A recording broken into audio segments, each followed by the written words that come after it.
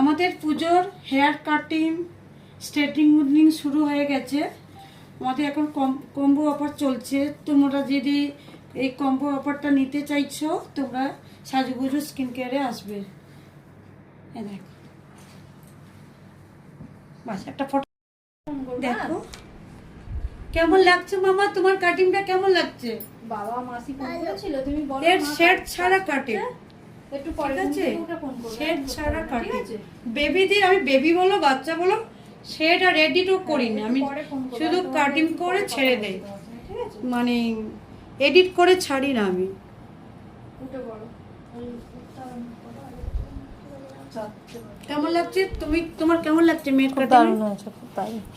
যা চেয়েছিলে তা পেয়েছে তো। এই দেখো লংয়ের, 10-15 মিনিট থাকবে, তারপরে তো আবার দেখে সিল হবে। এটা লংয়ের, খুব সুন্দর লাগছে।